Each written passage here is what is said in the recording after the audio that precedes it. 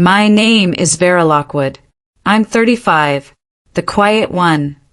The mistake no one ever had the guts to say out loud. My family calls me independent. What they mean is inconvenient. I wasn't born to inherit, wasn't born to be showcased in those perfectly edited holiday cards. I was born to cover their messes. And this year, I wasn't even worth a seat at the table. We're skipping Christmas with you this year, my mother said over speaker, the sound crisp, cold, surgical. Her tone could peel paint. I didn't flinch, didn't cry. I just stared at my reflection in the microwave door, the blinking digits behind my head, counting down whatever meal I forgot to eat. Sure, I said and hung up. 3 seconds later, silence dropped like a guillotine. They always expect silence from me. I rinsed my hands, dried them slow. My phone buzzed again. I almost ignored it, but the alert was different. Lockwood Family Trust Account. Access suspended. My heart didn't drop. It flipped. I didn't have access to that account. I wasn't even supposed to know it existed. I tapped it open. There it was, my name. Vera M. Lockwood. Listed under secondary executor. Frozen. Internal hold. Compliance audit pending. I hadn't signed anything. Had I? Another buzz. Dorian. My brother. Of course. Hey, I answered flat. You got a weird notice, huh? He laughed lightly, practiced. It's just a glitch. They're switching back-end systems. Why was I listed? Pause. It's an old formality. Grandpa's estate put you in the rotation. Long time ago. Don't worry about it. His voice tightened on that last line. He hung up before I could reply. I stared at the screen. Not worry. My name wasn't a glitch. Someone had used me. For years. I opened my secure drive. Dug through archived PDFs, legal templates. Shared folders from when I used to help Mom with estate filings. Everything was neat, cold. Until it wasn't. Digital authorization addendum. My name. My digital signature. But not my device. The signature style was off.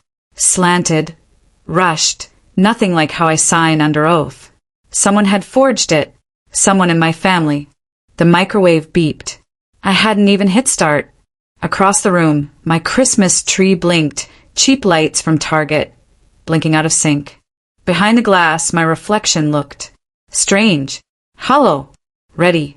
I closed the laptop, walked to the window. It was raining.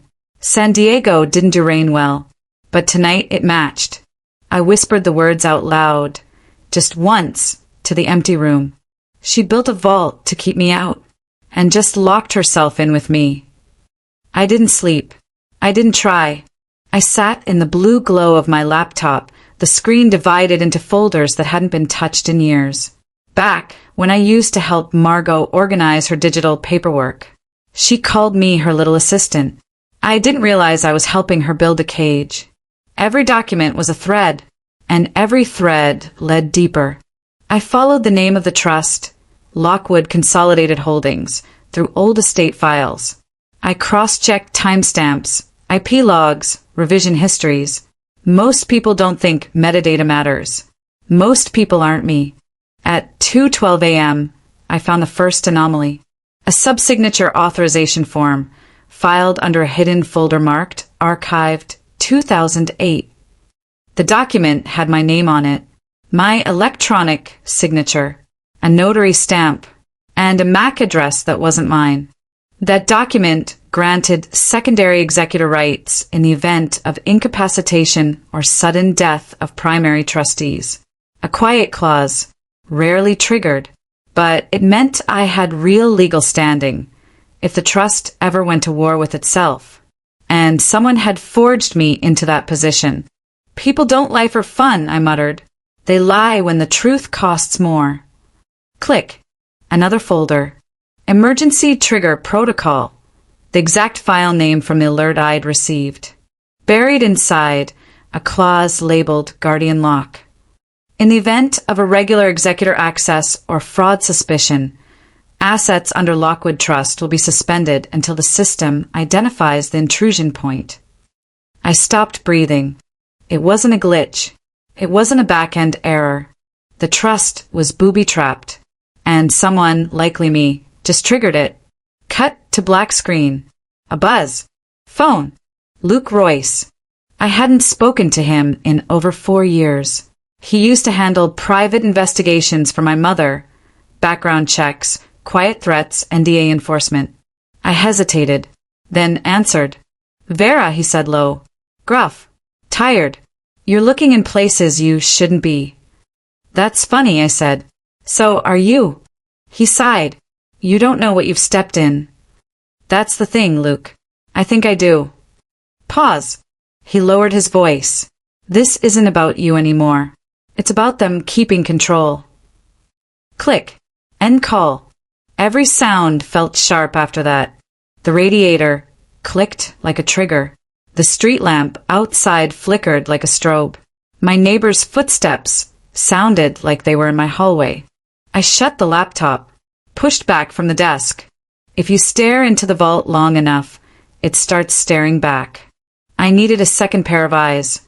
Jude Calder picked up after 2 rings.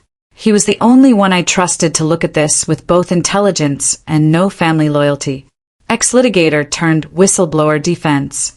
Sharp. Unafraid. I've got something, I said. It might be illegal. Or worse, intentionally legal. Send it, he said. I dropped the folder in an encrypted link. Within 15 minutes, he called back. That's not just shady, Vera. That's deliberate entrapment.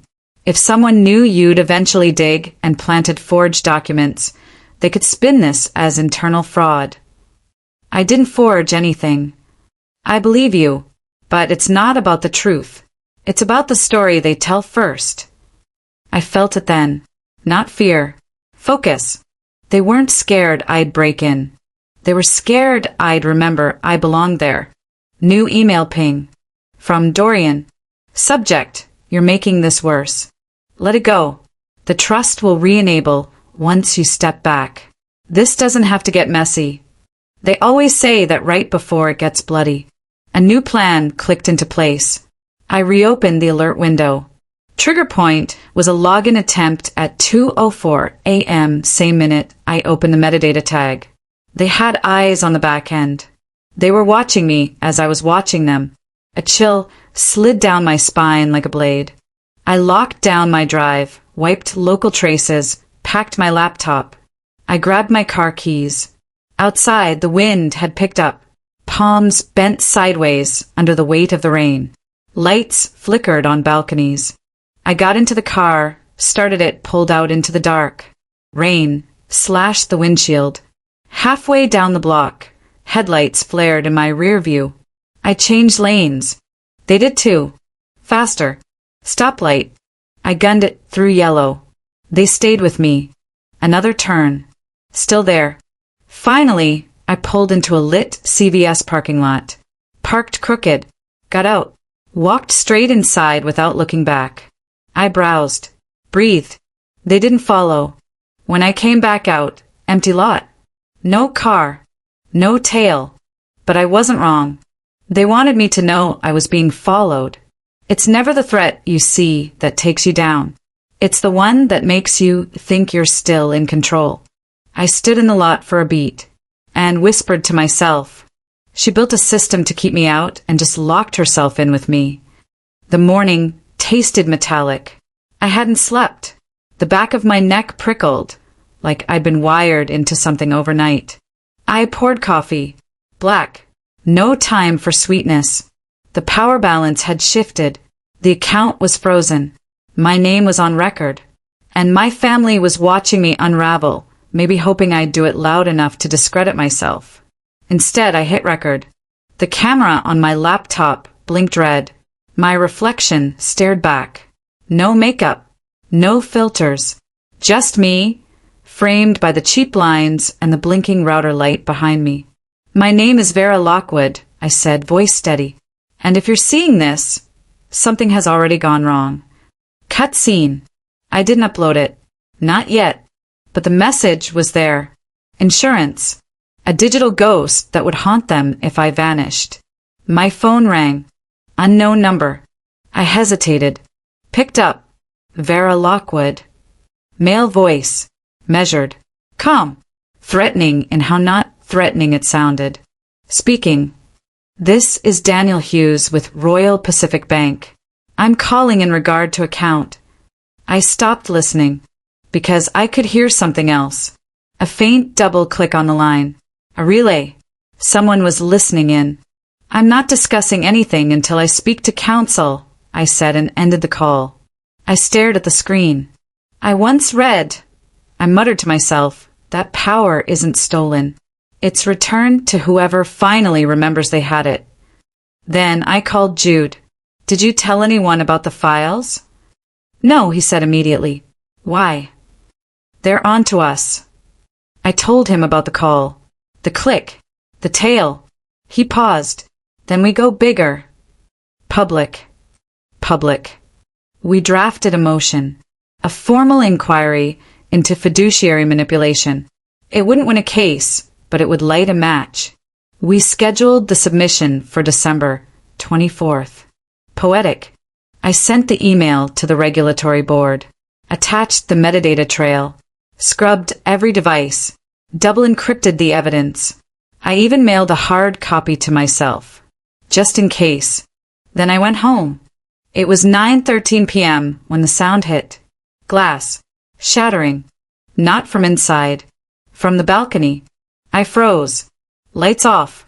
I moved slow, silent.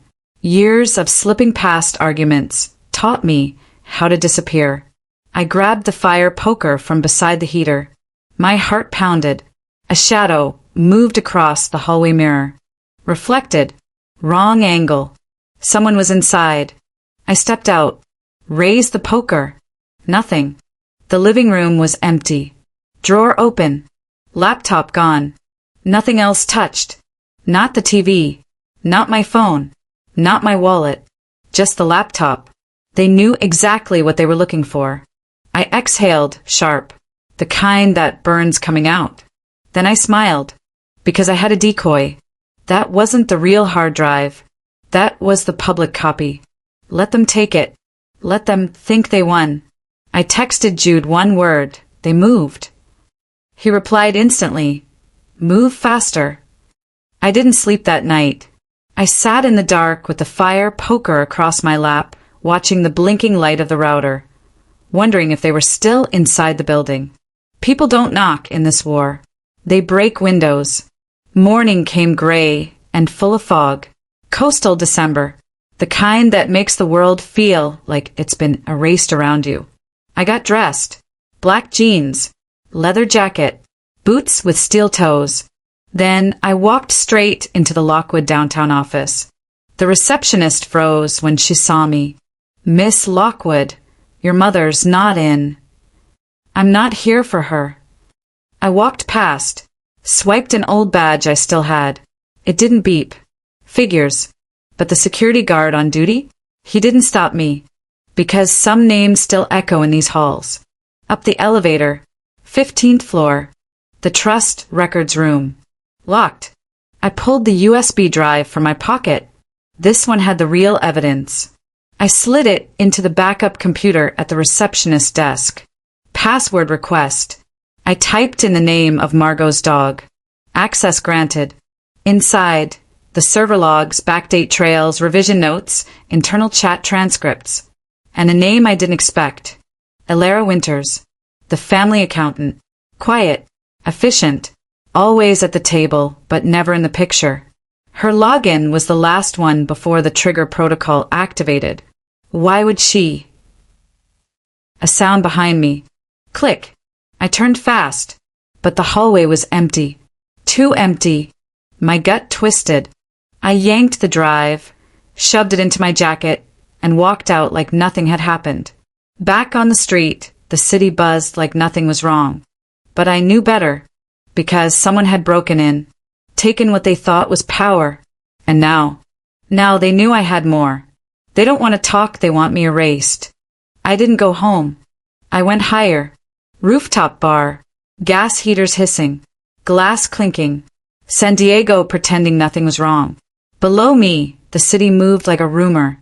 Fast, careless, alive. I sent one email. Anonymous. Clean. Precise. Subject line. Lockwood Trust. Internal freeze. Possible fiduciary abuse. I attached a slice. Not the whole body. Just enough bone to prove it was human. Metadata. The Guardian lock clause. My forged signature. A timeline. I didn't say my name. You don't need to sign a match before you strike it. Cut. My phone vibrated before the server logs finished uploading. Jude, they bit. Journalist from the Ledger. Want a call. I typed back, no voice. Text only. 10 minutes. Rule 1 in a firestorm. Never be the loudest voice. Let the smoke talk. Cut. The TV above the bar flickered. Sports. Ads. Then a cheer-in slid in from the bottom like a blade. Breaking. Lockwood family trust frozen amid compliance review. The bartender froze mid-pour. Someone laughed. Someone else said, damn. My pulse slowed. That was the thing about control. You don't feel powerful when you're screaming. You feel powerful when the room changes without you moving. Another buzz. Unknown number. I let it ring. Again. I let it ring. Then a voicemail, clipped and furious. Margot. Vera, pick up. This is not how families handle things. I smiled into my glass. Families don't. Institutions do. Cut. The article went live. Clean prose. Cold facts. No adjectives. No accusations, just questions. The best kind. By the time I stood to leave, the comments were already burning. I took the stairs. Not the elevator. Habit. Halfway down, my phone pinged again. From Ilara Winters. Subject, we need to talk. My breath caught. She was the quiet one. Always early. Always neutral. The kind of woman people forget to suspect because she never raises her voice. I texted back where her reply came fast, Royal Pacific. Sublevel parking. Now. I paused at the landing. Listened. Footsteps echoed above me, then passed. A laugh. A door. I headed to my car. Cut. The parking garage smelled like oil and rain. Fluorescents hummed. Every sound bounced. Ilara stood by a concrete pillar, coat tight, eyes too alert. She didn't smile. You shouldn't have done that, she said, nodding at my phone. You shouldn't have logged in under your own name, I said. Her jaw flexed. I didn't think you'd notice. I notice patterns, I said. People don't. She swallowed, reached into her bag, pulled out a recorder. Old. Analog. Listen, she said. Then decide what you want to burn. She pressed play. Static. Then Margot's voice. Smooth, intimate, lethal. We just need her to sign the relinquishment. If she won't, we document instability. It's cleaner. The board will back us. Dorian, softer. Nervous. She might fight. Margot laughed. A sound I'd heard my whole life and never understood. She won't. She never does. The tape clicked off. My hands were steady. That surprised me. Why keep this? I asked. Ilara looked away. Because people who build traps forget the floor, can give way. I needed leverage. Against them. Against the day they decided to use me too. I nodded. People think leverage is cruelty, I said. It's actually balance. She exhaled, shaky. They'll come for you now. They already did. I pocketed the recorder. Send me everything you have. Then disappear. And you? I met her eyes. I turn up the volume. Cut. By the time I reached my apartment, the story had legs. Cable. Blogs. Talking heads. Words like audit and oversight and internal controls floated through my living room like ghosts. Another call. This time I answered. Vera, Margot said low. Controlled. You've made your point. No, I said. I've made yours. Silence. Think carefully, she said. There are consequences. I looked at the blinking router light. at the spot where my laptop had been. There's a saying, I told her. If you want peace, stop lying to the person with receipts. She hung up. Cut. I uploaded the audio. Not everywhere. Not yet. I sent it to the journalist with a note. Authenticate. Hold. Then I did something else. I scheduled a filing. Mandatory reporting. Fiduciary disclosure. December 24th. Noon. I leaned back on the couch. Let the noise wash over me. Sirens in the distance. The ocean breathing somewhere unseen. My phone buzzed again. A photo. Taken from across the street. Me. Through my window. Caption, last chance. I typed one line back and hit send. You wanted a quiet Christmas, Mom? Let me turn up the volume.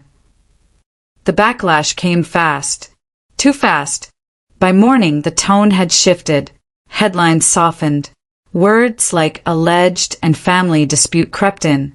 Commentators smiled while they dismantled me with careful language. Estranged daughter. History of instability. Personal vendetta dressed as whistleblowing. I watched it happen on mute. The trick with power is this. It doesn't argue. It reframes. My phone lit up. Jude, they're pushing a narrative, he said. And it's sticking. Let it, I said. Every lie needs oxygen. That's not all, he added. The board stalled the filing. Temporary dismissal. They claim no immediate harm. I closed my eyes. Inhaled. Counted. There's a saying, I told him, that if the door doesn't open, it's because the house is burning behind you. Silence. Then sirens. Not outside my window. On the TV. Breaking banner. Hospital footage. Lockwood patriarch hospitalized amid family controversy. My father. ICU. My stomach dropped, so hard it hurt. I grabbed my keys and ran. Cut. The hospital smelled like antiseptic and panic. Fluorescent lights. Shoes squeaking. Machines breathing for people who couldn't. Dorian stood outside the room. Tie loosened, eyes red but dry. He didn't hug me. He never did. Stress-induced cardiac episode, he said. Doctors say it's serious. What happened? I asked. He hesitated. A beat too long. You did, he said quietly. I laughed. It came out wrong. Sharp. You don't get to pin biology on me. A nurse stepped between us. Family only. I am family, I said. She checked the clipboard. Looked at me again. You're not listed. Dorian's jaw tightened. He's under observation, he said. And under evaluation. What kind of evaluation? He didn't answer. I pushed past him. Through the glass. My father lay still, wires everywhere. Smaller than I remembered. Older. Fragile in a way he never allowed himself to be. I leaned in. Whispered. I'm here. His eyes didn't open. Behind me, Dorian spoke. Calm. Legal. We had to act, he said. Doctors agreed. His condition was worsened by emotional distress. I turned. You filed paperwork. Protective measures. You institutionalized him. For his own good. I stepped closer. Or for yours. His face didn't change, but his hands did. They shook. You're spiraling, he said. This ends now. A man in a suit appeared. Not hospital staff. Not family. Ms. Lockwood, he said, handing me a folder. Temporary injunction. You're barred from accessing trust assets or engaging with media until further notice. I didn't take it. Who signed? I asked. He glanced at Dorian. Your brother. As acting fiduciary. I felt it then. The floor giving way. They weren't trying to silence me. They were trying to erase me. Cut. Outside. Rain hammered the concrete. My phone buzzed again. Luc? I told you, he said. They'd flipped the board. Help me, I said. A pause. Long. Then meet me. We drove. Fast. Quiet. No music. Luke pulled into an underground lot beneath an office building I didn't recognize. Flicked on the interior light. I wasn't watching you for them, he said. I was watching them for me. He handed me a tablet. Footage. Grainy. Security cam. Dorian. A judge. Private room. No clerk. No record. Luke tapped the timestamp. That's not procedure. I stared. Why show me this? Because people like your mother don't make mistakes, he said. They make exits. And I don't like being collateral. I nodded. There's another saying, I said. When they try to bury you, check who brought the shovel. Cut. Back home, my apartment felt wrong. Too quiet. Shadows where there shouldn't be shadows. I poured water. Spilled it. Didn't care. Jude called. Voice urgent. If they get one more signature from your father, he said, you're locked out permanently. They won't, I said. How do you know? Because I was already moving. I packed a bag. Grabbed the old invoice I'd found weeks ago. Storage fees. Off-site unit. Margot's handwriting in the margin. Legacy files. I drove into the night. Rain streaked the windshield like tears I didn't have time for. My phone buzzed one last time. Unknown number.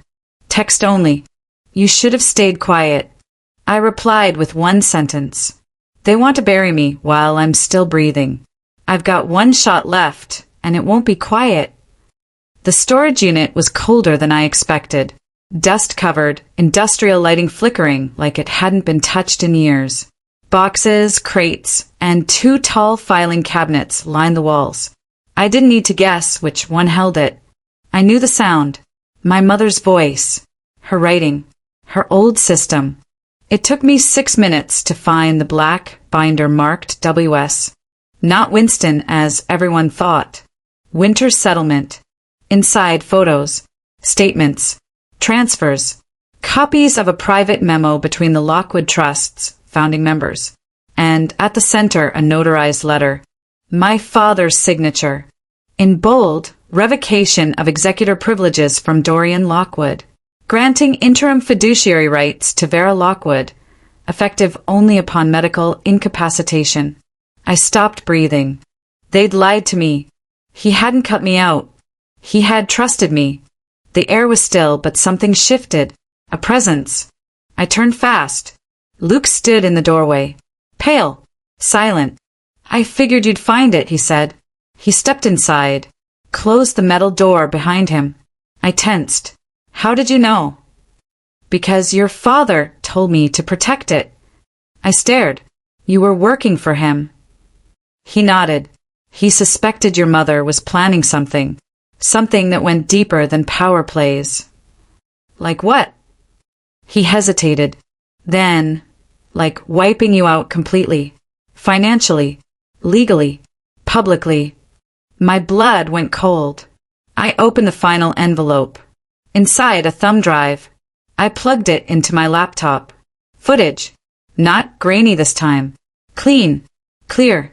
December 3rd, 8:15 p.m. My mother. Dorian. A private investigator. Audio. Dorian. Once he's ruled incompetent, we transfer the Cayman account. I've got the signature lined up. Mother. And the daughter? Dorian cut out.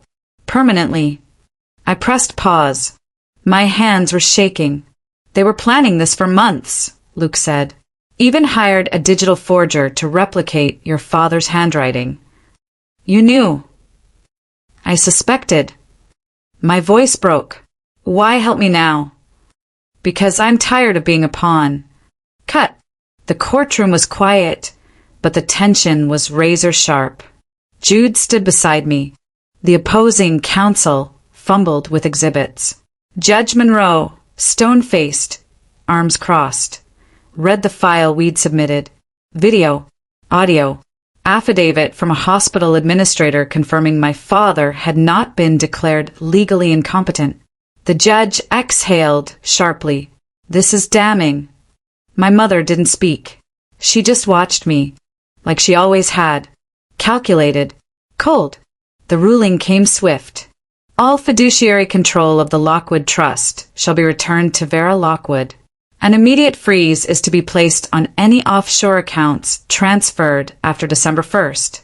A criminal investigation into financial fraud and conspiracy is hereby recommended to the district attorney's office. Whispers. Flashbulbs. I stood still. Because power, when reclaimed, doesn't roar. It echoes. Cut. 3 days later, I stood beside my father's bed. He was awake. We didn't talk for long. Just enough. I always knew you'd be the one, he rasped. Why didn't you tell me sooner? I asked. He looked past me through the hospital window. Because the people who smile the widest often sharpen knives behind your back. I nodded. I wanted to believe she still loved you, he whispered. She didn't, I said, but I loved myself. That was enough. Cut. The house was quiet again. I sat in the study, the old oak desk cleared. A fresh file marked restoration in front of me. Luke walked in. You did it, he said. No, I replied. They did it to themselves. He smiled faintly. So what now? I leaned back. Now we rebuild what they tried to destroy. He raised a brow. And Christmas. I laughed. Maybe I'll skip it. Pause. Then. Or maybe I'll throw a party they'll never forget. Because family isn't who shares your blood. It's who bleeds with you. It's who shows up when the world turns its back. And when the storm ends, you don't measure survival in bruises or headlines. You measure it in who's still standing and who finally learned to walk away.